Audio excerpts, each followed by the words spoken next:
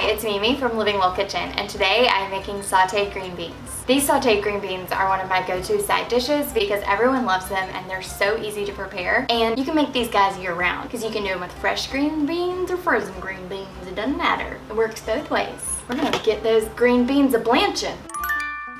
Add them to the pot of boiling water. I like to use the same pot to boil them in as I'm gonna cook them in, and honestly probably serve them in. So you're gonna let them cook for just a few minutes. You don't wanna overcook them because you're gonna cook them again when you saute them in the butter. I like to cover the pot so it helps it get hot faster. Okay, we're boiling, kind of. Good enough. Once these have cooked for a few minutes, you're gonna transfer them to a bowl of ice water. I never have ice, so I'm just doing a bowl of cold water. They're only gonna be a second. Our green beans cooling in the water, and I'm just gonna drain that. We're gonna let these drain next to us while we melt the butter. And then we're gonna cook that butter and garlic. Add your butter and add your garlic. It's gonna smell so good. You're only gonna do this for a second. Garlic just barely cooked. Once you smell it, which will take about 5 seconds, you're ready to add green beans. And we add the green beans. You want them to be as drained as possible, otherwise they'll splatter when they go in, just the water.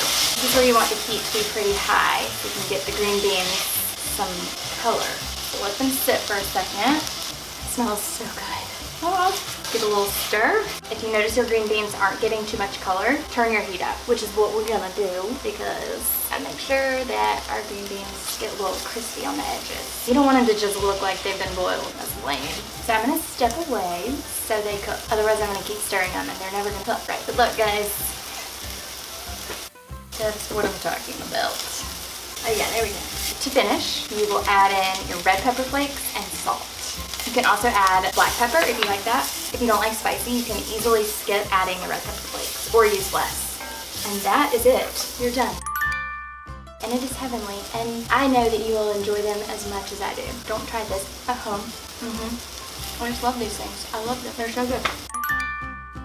I love serving these on Thanksgiving or Christmas because it's a green vegetable when most people are not getting green vegetables, and it's not super heavy. So it just kind of adds a little contrast to a plate full of casseroles, and I love that about them. If you have the green beans that are in a steamer bag, so fresh or frozen, you can easily do that. Do it in the microwave or however the package directions suggest, or you'll have to blanch your green beans. If you don't eat dairy, you can easily do this with olive oil. You can also do bacon grease.